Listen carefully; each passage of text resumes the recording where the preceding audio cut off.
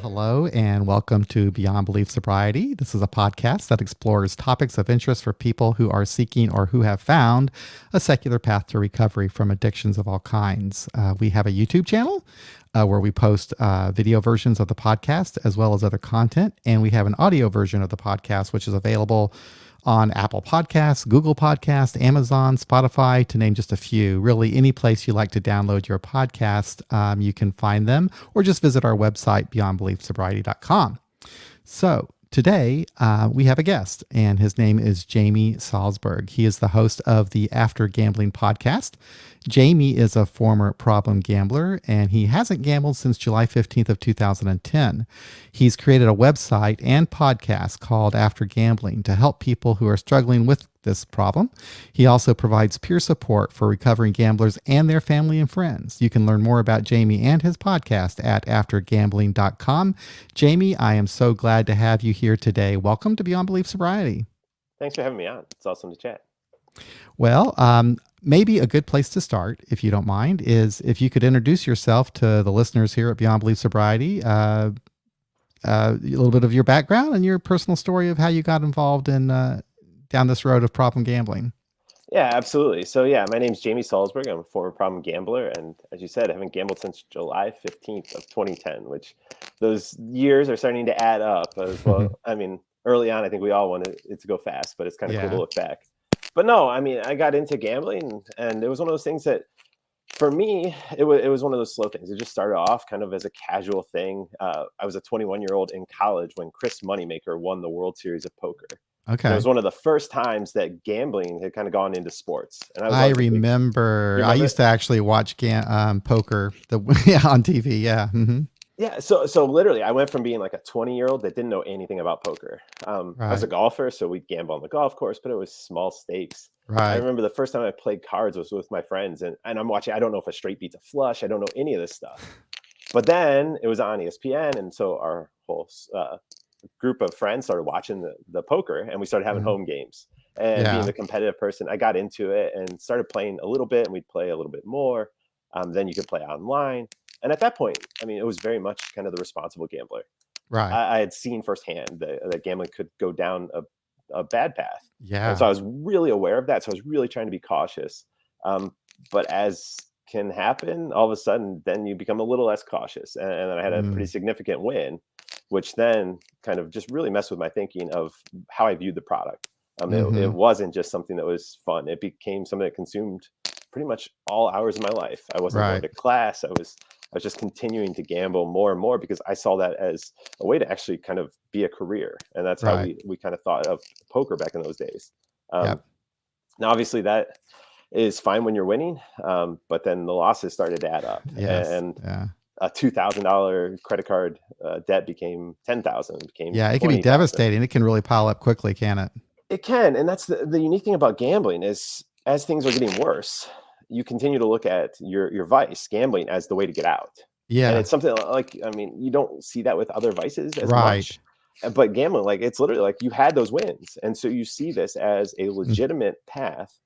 And I think that's every gambler's fantasy is, I'm just going to get back to even. I just got to get back to even or close to even. And then I'm going to quit. I'm never going to do it again. Nobody has to know just how bad my financial situation got during that time. And that's what you just keep going. And so even as the losses pile up, you have this fantasy world, which just remains, which is, okay, I'm going to get back. I'm going to win. I'm not going to, I mean, for me, poker was one of those things that was kind of these big losses in short spurts. I'd play like a certain way for a long time, but then it's called tilt, where you just lose your mind and you lose significant amounts of money. And I'm like, oh, I just won't do that next time. I just won't do that. But eventually, obviously, like over the course of 7 years, from between 21 and 28, the debts just got out of control. To the point where then I was very fortunate. My phone pocket dialed from a table, which was an unfortunate thing at the time, but a very fortunate thing looking back. And I got caught. And it was something that I had tried to quit. And I had successfully quit for about 9 months, just kind of cold turkey. But this forced me into other people knowing about it, and the right people that just kind of said, you know what, you have a problem, but you can get help, and forced me into 12-step, forced me into starting to get therapy and address my problem, which Otherwise, I would have just continued trying that same path, which was I'm going to play poker as my way to get out of this. There's something about addiction where we think that we're somehow successfully hiding it, and when it's brought out in the open, that is really a terrifying feeling. And it's like the game is up. It's like, okay, I give up. And I had a similar experience. People confronted me and said, "Listen, you got a problem. We know you got a problem." And I'm like, I guess I didn't know I had a problem, or I didn't admit that I had a problem. I was in this weird place where my denial was so strong that it took someone else telling me that they knew I was before I could actually have any sort of motivation to do anything.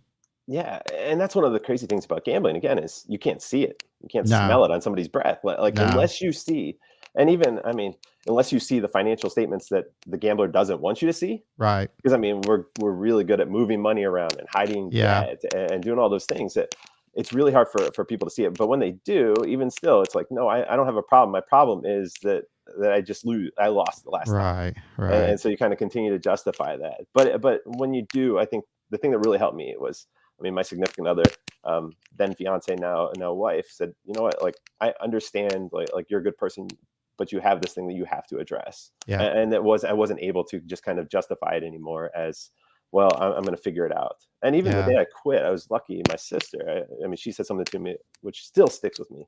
She said, "You're saying all the right things, but like in your voice, I still hear you think that you can do it."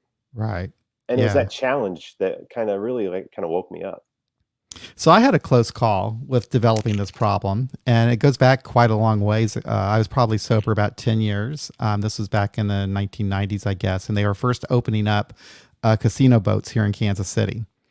And I got really enthused with the game of blackjack and counting cards and playing blackjack. And I would find myself at the blackjack tables 8 hours, 10 hours. I mean, I was just there a lot. Um, Weirdly enough, I was winning a lot in the beginning. But then things turned. I started losing, and it was like I could never win again. And for whatever reason, I got bored with it, fortunately for me, and didn't continue. But I recognized that I had a serious addiction at the time because I would feel a rush with the highs and the lows.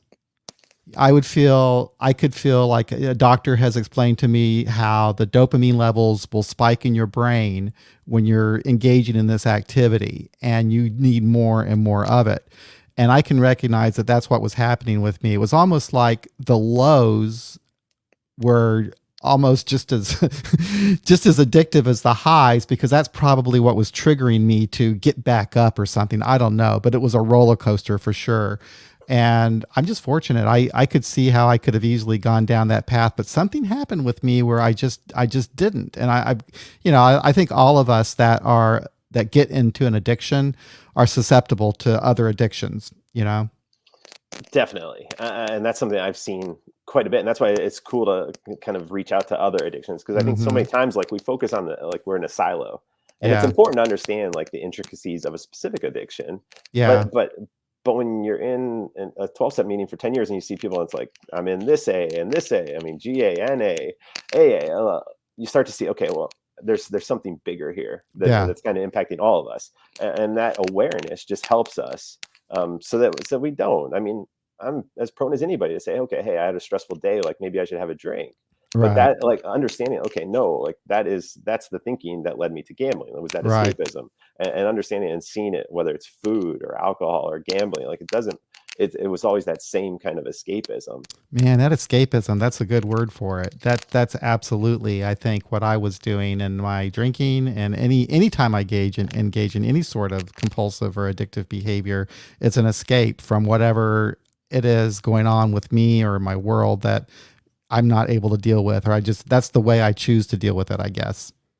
Yeah, I mean, and I think it makes sense, right? Like Yeah, it does make sense. we're assured to have struggle in our life, and so it's just a matter of we got to figure out what are healthy escapisms versus Right. ones that are unhealthy, and I think anything can become unhealthy if we do it too Hmm. much. And Yeah. that's really kind of been my takeaway is, and that's okay. Like, and even just when you start to look at it, like I'm a business guy, and like Hmm. Steve Jobs, like he was committed to Apple. I'm like, was he an addict? He was Yeah. probably, right. But Yeah. like, but he had a good outcome. So we say, okay, Right. that's success. But Right. so many of those behaviors, and that's especially like athletes you see, and just Hmm.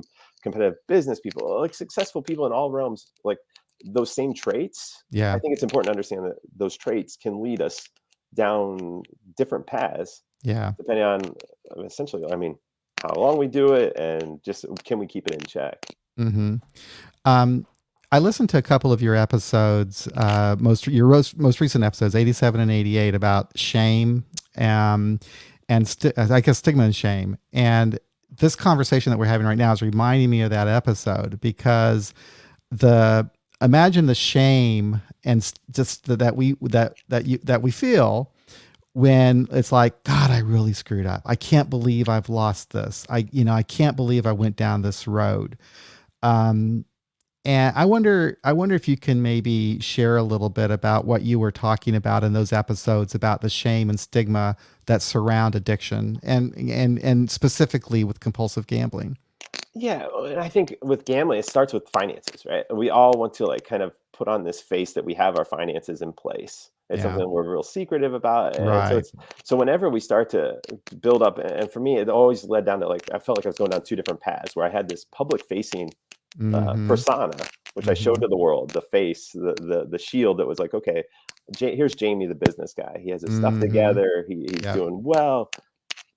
The more that I would kind of build that up, while in reality, I knew what my actions were. I knew what my behaviors were. I knew what my bank account looked like. Right. And those two paths, as they got further and further away, the shame of that just became bigger and bigger. And A that's true why Jekyll and Hyde story.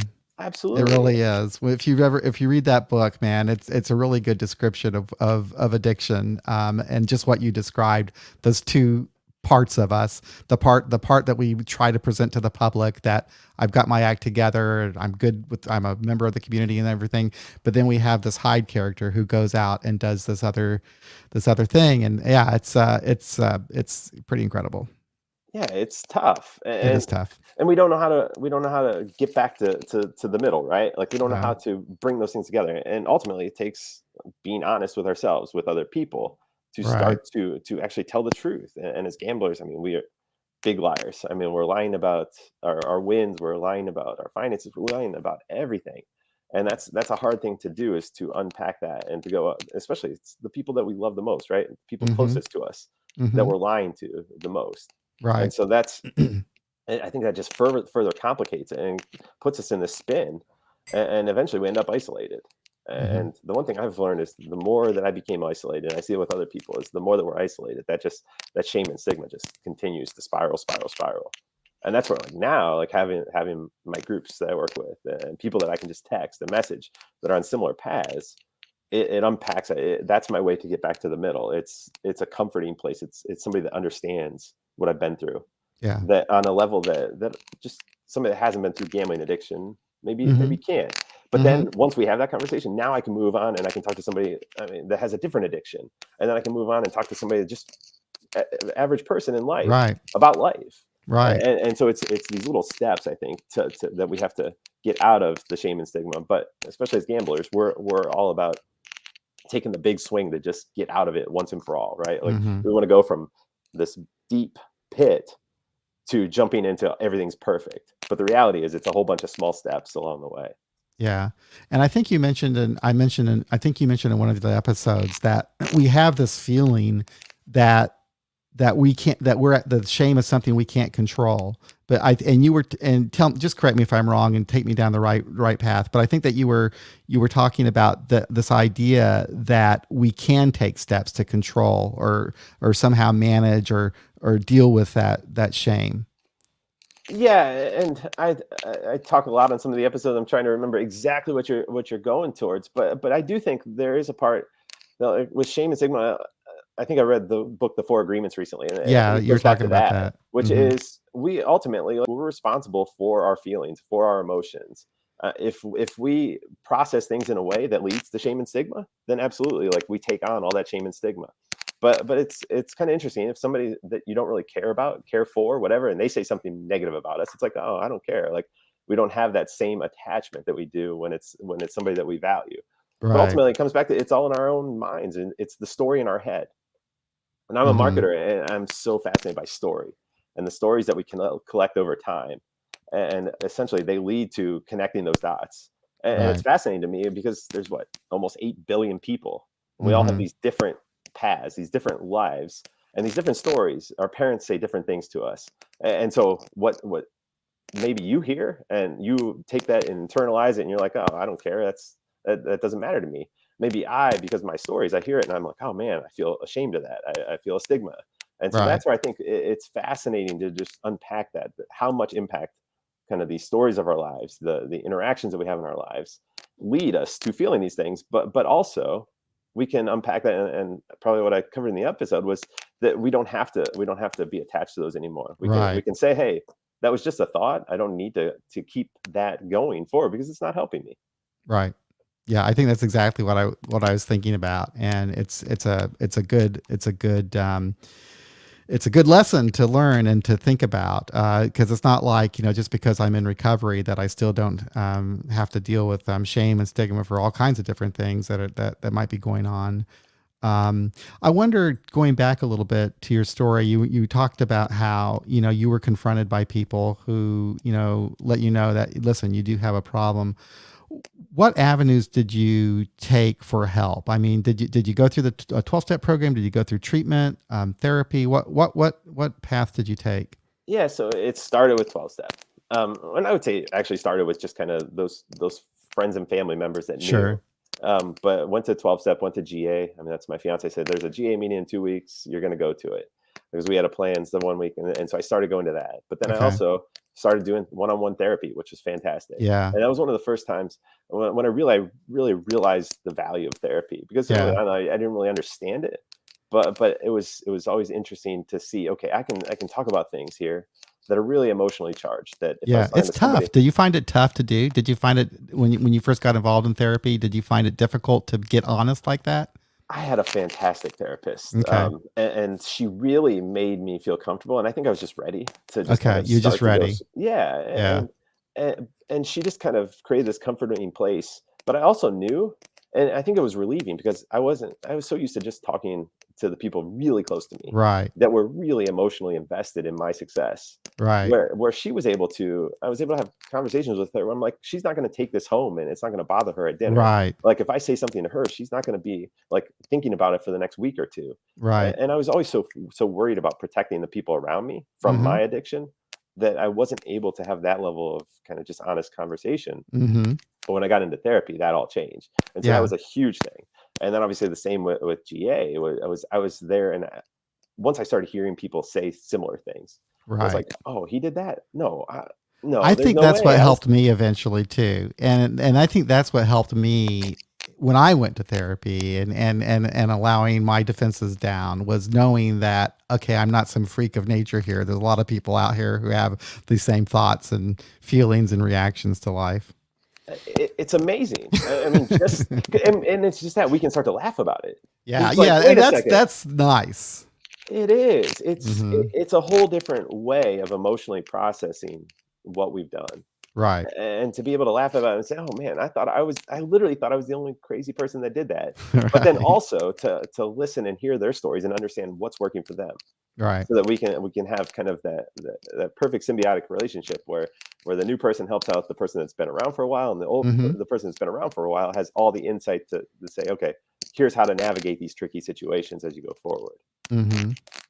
Well, that's nice that you did that combination of the two. I sort of did that, but I was more involved in just going to 12-step meetings for a good long time, before I started getting involved in therapy and finding other avenues and stuff. What was your impression of GA when you first got there? So I had no clue what to expect, right? I Right. mean, and went in sort of kicking and screaming, but quietly. It was one of those things. And the first few times, like, oh man, what am I doing? Like, why am I here? And how Right. long do I have to do this? But Right. and we had our group was fascinating. We had probably 3 or 4 individuals with 30 plus years, Hmm. which is unbelievable, especially in Yeah. GA, which, I mean, was Yeah. founded, I think, in the 70s. Wow. Um, so that kind of forced me to say, okay, there must be something here, Hmm. that works. And I just kind of Hmm. stuck with it. No, there were things that early on I just wasn't quite sure of, but I just kept showing up. Yeah. And over time, things started to make sense. Yeah. It started to make sense why the people there were comfortable.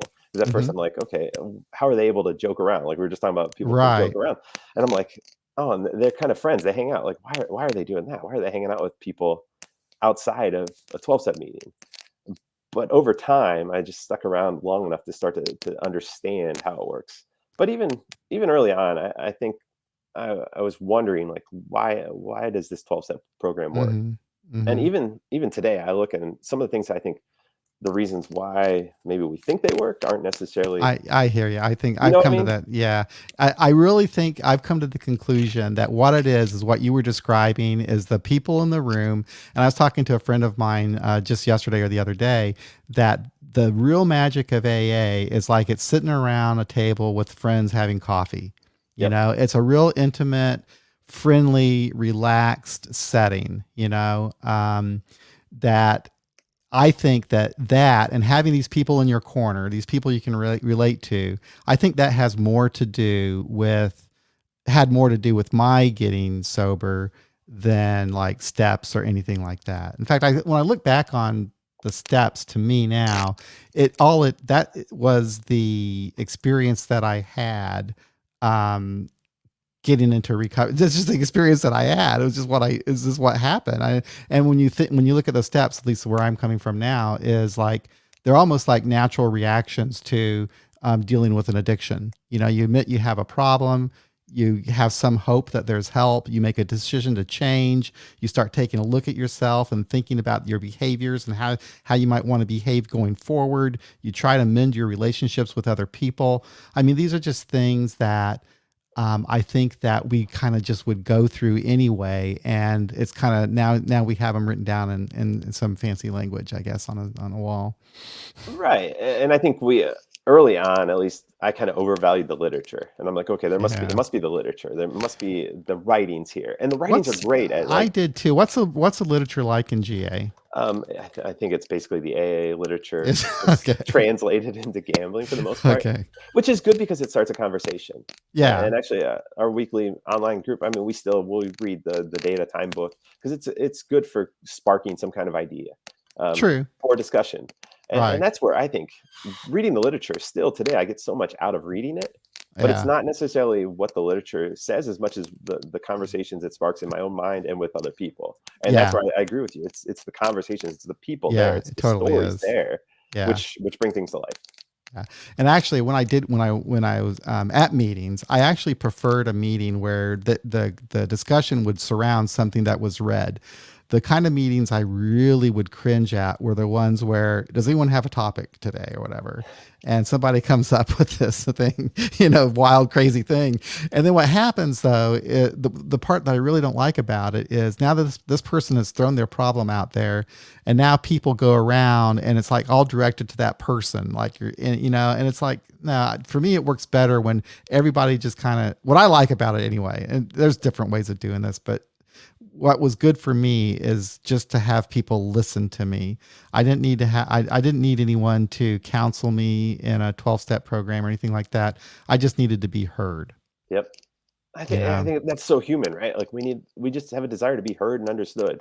Yeah. And I think that's the thing you can get inside of those groups that, Yeah. that you and I think you can get it with anybody. You You just can. have to have the right conversation. But within those groups, it's that safe space to go into it and be vulnerable and to Yeah. talk And they're about so things. accessible. They're accessible and free, Right. And you especially know? now, I mean, with online, I mean, that was one of Oh, yeah. I mean, we can look at all the negatives that happen with COVID and meetings, Mhm. in-person meetings. I mean, it definitely wrecked in-person meetings. Right. And I don't know that they'll ever go back to being exactly like they were before. No. But in some ways, I mean, that's the GA. Like I have a Google sheet. You can go on 24 hours a day and be in a meeting anywhere in the world, which Mhm. is fascinating. And so I think that's one of the cool things, I guess, that's come out of COVID. And it highlights that there's a lot of different ways that we can do recovery. There's a lot Yeah, of it different ways really that we can get people help. Yeah, COVID was a really interesting experiment for the recovery community, because first of all, I remember when we first kind of went into our homes and realized that we were going to have to find some other way to meet. A lot of people were scared about that. They thought that, oh, there's no way I can stay sober without my peeps, without seeing people in person. And I have to decide COVID or sobriety. But then people learned that, oh, wow, I can go online. It saves me a drive. I can meet people from other parts of the world. And it was eye-opening for a lot of people. And what I find interesting too is with these Zoom meetings, because you're not locked into a geographic area, you don't have to just depend upon meetings in your own city. You do get different perspectives from people that you wouldn't have otherwise. So, Absolutely. And that's where the stories come in. I mean, yeah. I just last week when I was in New York, I met up with a guy that like we met through me doing the podcast, and he's Hmm. on the group now that he would have never been in our group long enough. And now we've become good friends, and we went out to dinner. It was fantastic. Like that's Hmm. the power of these things, and even podcasts. I mean, I'm sure you see like having podcasts for people where they can go on, and it's almost like I view it as a bridge to recovery, right? Like Yeah. somebody might not be ready to go to a 12-step meeting or even an online meeting. And online's really reduced that friction, but the podcast, I mean, I think it's just such a great way to get information out to people that need it and that might not be Truly. ready. Because I know I would have loved to have all the resources available now, and I sometimes reflect back and I'm like, what would have changed, or would I have tried to seek out help if I could have heard those things and understood sooner Yeah. that there were other people that were struggling with this stuff. It wasn't just me, and that there was a better way. This is Luna. Luna, hi Luna. Sorry. No, pets are great. I mean, that's we just got a little puppy ourselves, so Yeah. it's fun. Yeah. But you're talking about the podcast, and I'm glad that you are, because that's kind of what I was kind of curious about. There's two things about the podcast I want to talk about, but yeah, it's a great recovery tool. More people are that I'm around people all the time who tell me the different podcasts that they listen to, and I hear from listeners to this podcast and who let me know how much it helps them, and I know it certainly helps me. But what was it that made you decide that you were going to start a podcast and talk about your recovery? Honestly, some of the struggles that I saw with 12-step meetings, Hmm. frustration, watching people come in and not stick around long enough to kind of see how things actually kind of work out in 12-step. Right. And also knowing how many people, I mean, just were never going to go in the first place. How many people were going to be like me that unless somebody caught them and said, you have to go, Yeah. and shove them in there and force them to stay long enough. Because I think that's the biggest thing is I don't think enough people stay long enough to really understand and to see the value in it. Or maybe they stay 90 days and then they start feeling better, and then all of a sudden they're gone. And like you kind of see that drop off. But I'm Hmm. sitting there watching. I'm like, there's got to be a better way. And I was a long time listener of podcasts, Hmm. and I was like, you know what? I think that would be a good way to deliver the content, to really get somebody the information to, I mean, because you can hear the stories Yeah. of other people. Hmm. And so I was thinking about it and was kicking around the idea, and then actually was listening to another guy. I'm like, okay, are there any out there? And at the time there was one other podcast Right. that was gambling related. I'm like, and I listened to it. I'm like, okay, like I really like this. I think I listened like 3 or 4 hours as I was doing a Hmm. puzzle, and I'm like, this is definitely a great way that we can get the message out of help to other people. And so that was really my inspiration. It was kind of almost just kind of seeing the inept things that weren't happening at Right. GA. Not, I mean, and it's not a knock on GA. It was just the No. limitations of GA. Sure. But also just that desire to help other people. And it was kind of a frustration to know that there were other people that were like me. And at this point, I was, I think 7.5 years in.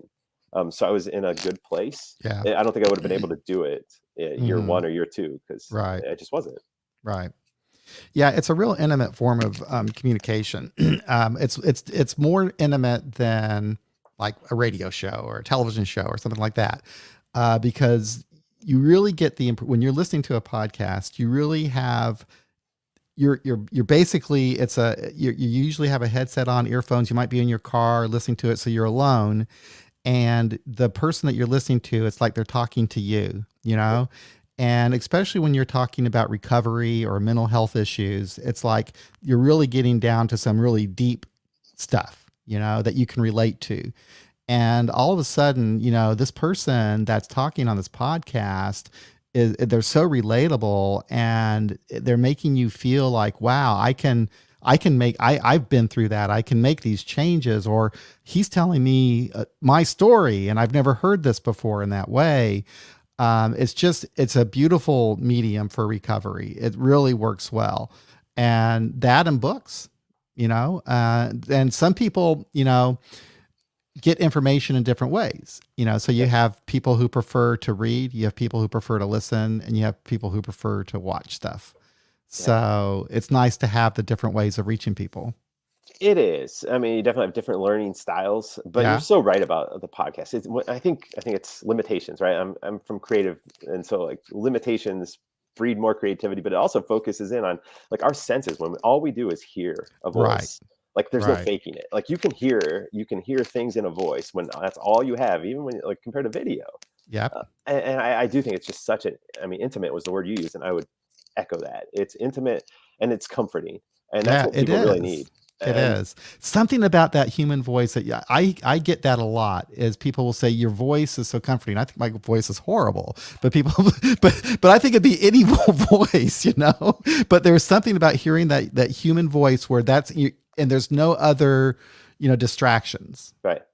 you And know? and and I mean, you've done so many episodes. I've done so many. Like at some point, you can't fake anymore. Like you see, we see through people, right? Like Right. people can go on for 20 seconds or even a 15-minute show on TV, media or whatever, and like you're like, all right, is that the person? Is it not? But over time, I mean, I think you have that depth and Yeah. that connection, which is really, I mean, I know the podcast. There's people that I will never meet them, but I feel like I feel like I know them. I feel like they're my Right. friend. I feel like I could hang out with them and be able to have a good conversation because I know so many things about them through just listening to them share their story.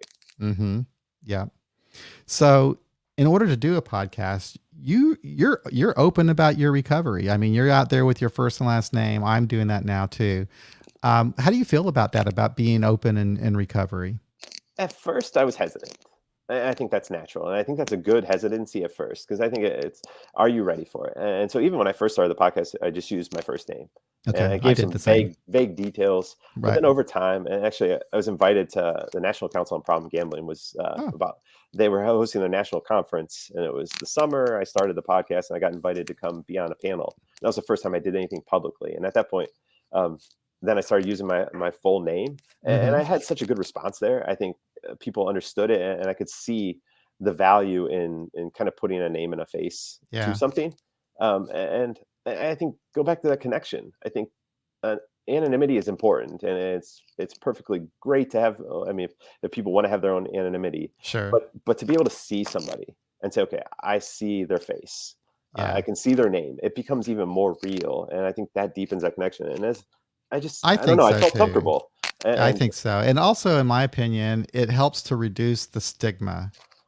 it If you are comfortable being out in your recovery like you are, not everybody is, and I wouldn't have been my first year or two or three or four or five or whatever. I wouldn't have been very comfortable being out like that, but I am now, right. and that I am, I think is a positive. That you are, I think, is a positive because it puts it out there that, hey, there's no stigma to being in recovery from Right. an addiction.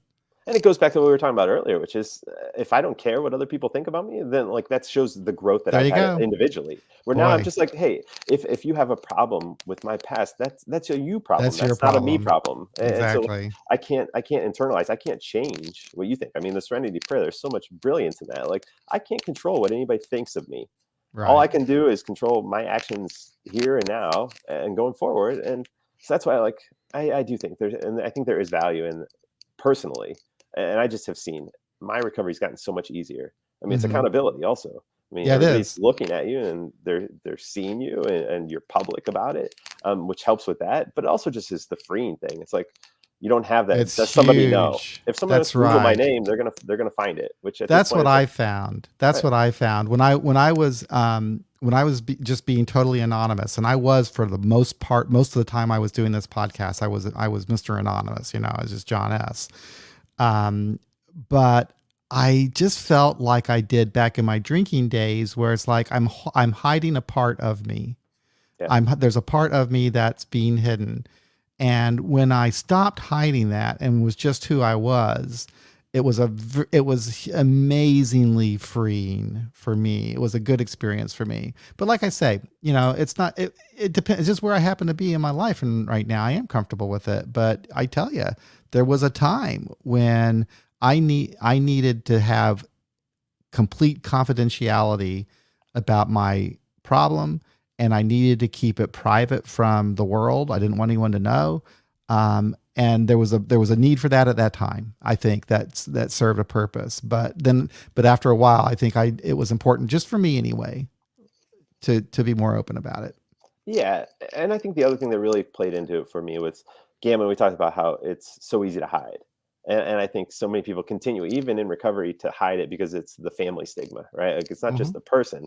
I mean, it wrecked the financials of an entire family and all the people around, and so it was important for me to start to put some faces to that addiction, which just there weren't that many. I mean, Yeah. there were people that were out and talking about alcohol addiction. There's people talking about their drug addiction, but there just weren't many faces. And I'm pretty much a pretty average guy from the US. And so I felt like, okay, maybe this can hopefully help reduce some of that stigma for other people that might Right. come behind. You mentioned friends and family, and on your website, you mentioned that you do reach out to friends and family. You have like a peer support coaching um, plan that you can help people with, and you offer that not just to people that are recovering from compulsive gambling, but also their friends and family. Yeah, and I think that's been one of the more successful things because I think the people around, like you just look at it and you see it as a financial problem. And it's Yeah. like, okay, like just stop gambling. I mean, I saw that with my friend way back when was okay, just stop gambling, you'll be fine. And so in order to build a support system around the person that needs help, I think helping the friends and family understand the addiction Right. is first and foremost. Once they can understand why somebody might be doing this, that it is an escapism, that okay, like there's these other things beyond the finances, then they can really start to help the person, because otherwise they just keep going down to, hey, we'll fix the money problem, but it doesn't really help the issue. And I I think wonder, with gambling and the family, I wonder if there's more of a trust issue even with the family, because you're causing harm to the finances of the family and probably trying to hide that. And when that comes out, are there just basic trust issues like that have to be resolved? absolutely. I think it's a huge issue, is the trust issue, because it goes beyond the person. I think the Right. stats say like the average gambler, like it impacts, I think, 7 to 10 other Wow. individuals, which makes sense. I mean, when you start Yeah. adding in, I Sure. mean, parents, you're borrowing. I borrowed from my Oh my parents, gosh. and Yeah. I mean, like, and then even just it's one of those things that you can't get that time and that money back. Right. And so you have time value of money, and it really starts impacting kids and spouses and so many other people. Um, Hmm. but I think it really helps, and I even did an episode once where it was like, okay, this is for your friends and family. Like, if you're a problem gambler, like give this to them so they can start to understand, so that they can help you. Yeah. Because I know personally, and I see too many other people that when the friends and family, they do all the things that make sense Hmm. logically, but they just don't make sense when you really understand kind of the roots of the addiction. Yeah. I think it's important for almost anything, any illness, any problem that an individual is having, that there be some sort of communication with the family. I grew up, for example, with a mentally ill mother, and she got help. She went and got her help, but the family didn't. And it was like one of those things where we don't want to talk about what her problem is. And that wasn't very healthy. And so I just think that, if it be alcoholism, problem gambling, sex addiction, anything, even if a person's just struggling with a physical health issue, I think it's helpful for the family to be kind of brought in and given some tools to work with and understand what this person is going through, and how that has impacted them, and how they can change their behaviors to, it's just, there's this huge impact on the family, this kind of stuff. Absolutely. I mean, it goes well beyond ourselves, and Yeah. that's, I think, just having those discussions, because if nothing else, we start to learn and better understand just humans in general. Yeah. And Yeah. ultimately, like if it's happening in our family, it's probably happening in us as well. Maybe it's not, it hasn't materialized into a full blown addiction at any some point, but we're starting to maybe have some of those similar habits. And if we Yeah. can understand it, then we can start to kind of nip those in the bud and not go as far down the road. At least that's my hope. It blows my mind how many people are impacted by addiction, mental health issues in general. I don't know if you can go down a block and maybe every other house, there's probably an issue like that in that family. I mean, it's don't you think? You're touching on something I've long believed, and I always laugh when people say, "Oh, addiction runs in my family," and I'm like, "Well, yeah, it runs in every family." I think so. It goes back to that Steve Jobs thing. Like, I just think it's a matter of like, what are we classifying as addiction? Because Right. we all have these behaviors. We all need to escape. We have tough Yeah. days. We have struggles. We do things to excess, right? Like Right. that's addiction. Yeah. We've kind of grouped these certain vices and be like, okay, these are the kind of top tier addictions, but we just kind of gloss over all the other things. I mean, a father or a mother that is struggling at home and their kids are bothering them and stays at work for an extra couple of hours, Mm-hmm. or goes on a longer work trip, like that's escapism. That can be negative. That can impact all these other kids, just like if they're going to the bar. Right. Like just like if they were going to the casino, like it's the Right. same type of stuff. And that's, Absolutely. you hit on Yeah. it. I don't know that there's a human that doesn't I suffer don't think from so some kind of either. addiction. And yet Either. we think that we're yeah, I know. It's kind of funny. So tell me a little bit about the coaching that you offer and what kind of approach do you take with that? Yeah, so I mean, it's conversational, and so many times I think it's there to help people that aren't ready to do group stuff in a lot of Okay. ways, and also I think it's one of those things you get a lot more depth and understanding, Yeah. and I definitely talk about the gambling stuff and Mhm. just in sharing my story, it's amazing even just in the first call, like within Mhm. 20 or 30 minutes, a lot of times it's the first time somebody's ever talked to somebody else about their gambling, Mhm. and there's just such a relief.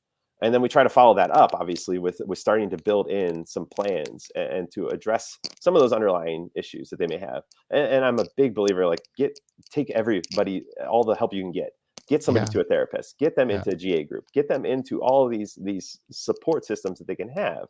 I mean, bring in friends and family. Like it definitely, I have kind of this collective approach where, I mean, I don't have all the solutions, but I've seen enough that can help guide people to Right. the right thing at the right That's a time. big deal. A lot of people don't even know the resources that are out there available. Yeah, absolutely. And just being able to point to the resources is helpful. And given the nudge, Yes, sometimes and it's letting just them like, know I tried this myself, so you many know? times it's just like, hey, I'm struggling. This person, they have some thought in their head, which we all have these thoughts in our heads, and I'm like, well, did you ask them about it? No. Mhm. Well, maybe just go ask them about it. Have a conversation. That's your homework for the next week. Is go have that conversation with your friend, Mhm. with your parent, with your Mhm. spouse, and just having that kind of nudge, but also having it from somebody that's been down the path. I think is the big Yeah. one, because Yeah. I think we all like it's easier to understand and to follow through if we know that somebody has been there and has seen it either personally or with other people. And so that's really been kind of the value, I think, is just sharing ideas that I've seen work, Mhm. um, as well as the ones that haven't worked so well. Yeah. And being that resource, even just to answer some of the silly questions that we'd be ashamed to ask if it was in a group or to a Mhm. therapist. Um, and that's really, I've seen so much growth, and it's just fun to see people, um, week to week, month to month, Yeah. really start to Yeah. grow and bloom. And all of a sudden you're getting texts and it's like, man, I just love my life. Like Yeah. That's I'm cool. enjoying this. While also sometimes it's like, hey, I'm having a tough day. I'm like, yeah, that's life. Yeah. And those And moments where you just kind of connect and say, hey, these are just moments we have. And these are mhm. the moments that would lead us back to gambling, which Yeah. lead us back to addiction, but we're able to catch those earlier. Yeah. So kind of coming down into winding this down a little bit, is there anything about your recovery that you've experienced or that you've received that you weren't expecting that kind of came about as a surprise? For me, for example, it was like, wow, I have a lot of time to do Yeah. things. Yeah, I mean, gambling, that's one that I think we all struggle with is, I was a poker player, especially, like, it's a Hmm. lot of time, Yeah. and also go back to escape, like, we Right. all have these times where we're struggling with things, and we need to have healthy escapes, Hmm. and that's been a big one, and that's where I think the podcast has probably been a form of escape for me, as well as Yeah. growth. Yes. I mean, I can relate. You can relate to that. I mean, it's one of those things where it allows me, it's a way to journal out loud. I mean, Yeah. write my story out loud. And Right. there's been so much, and it's something I didn't expect. When I started it, it was just kind of, okay, hey, I think this would be helpful for other people. But I've just really seen how much just sharing and continuing to post stuff and getting Mhm. things out of my mind has really helped me personally. And so Mhm. it's that perfect symbiotic win-win relationship. And so Yeah. that's been just something I'm really excited about. And that's why I always, whenever people are like, "Oh, I'm going to start a blog, I'm going to start a podcast," I'm like, "Do it, go, do it," because I've just seen, whether they do it anonymously or with their Mhm. name, it Yeah. doesn't matter. Does matter. Just starting to get those things out has been unbelievable for me personally. Cool. So what's the best way to reach you? Is it at your website, aftergambling.com? Yeah, I mean, after gambling, and it's pretty much after gambling on almost every social media platform, Okay. and yeah, all the different Spotify, Apple Okay. Podcasts, it's pretty much everywhere. Cool. Is there anything that we didn't cover that you want to talk about?